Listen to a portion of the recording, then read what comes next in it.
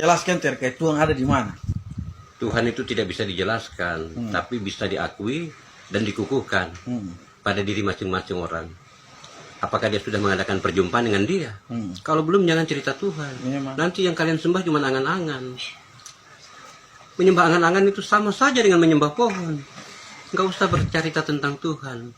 Tapi lihatlah karya Tuhan buat umat manusia dan makhluk-makhluknya yang ada di muka bumi. Itu saja. Alam ini membuat kita mengerti apa artinya sebuah kehidupan.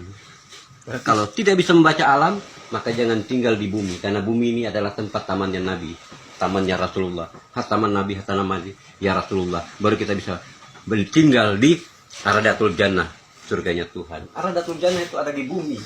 Jangan kalian cari-cari lagi. Berarti Kalau kalian mencari-cari tentang surga dan pahala, itu nonsen. Tapi nikmatilah hidup ini. Karena yang nikmat itu pasti mati dan memutuskan rasa. Setiap nikmat pasti, kata dasarnya mati, menikmati. Nah, itu. Yang enak-enak itu pasti mati. berarti akhiran kata dari menikmati itu mati. Mati. Kalau belum pernah merasakan mati, jangan cerita tentang hidup. Kalau mau hidup, mati dulu. Berarti saya perlu mencari tahu tentang keberadaan Tuhan. Tuhan tidak perlu dicari. Betul. Dalam setiap sendi-sendi kehidupan manusia, Tuhan sudah selalu ada. Tanpa Tuhan maka tidak ada kehidupan. Karena Tuhan adalah sumber kehidupan dan Tuhan adalah sumber kebenaran. Tuhan adalah sumber kekuatan. Tanpa Tuhan tidak ada kekuatan. Seluruh nabi-nabi juga punya kekuatan dari Tuhan. Kalau hei Musa, belahkan tongkatmu ke laut itu, maka laut itu akan terbelah. Bukan tongkat Musanya, tapi kuasa Tuhannya. Karena pemilik kekuasaan. Sepakat. Pemilik kekuasaan cuma Allah yang punya kudrat dan iradat. Barang siapa makhluk yang sudah mempunyai kudrat dan iradat, maka dia bisa melakukan sesuatu sesuai kehendaknya. Dia punya kuasa dan dia punya kehendak. Apapun yang dia kehendaki terjadi, maka terjadilah.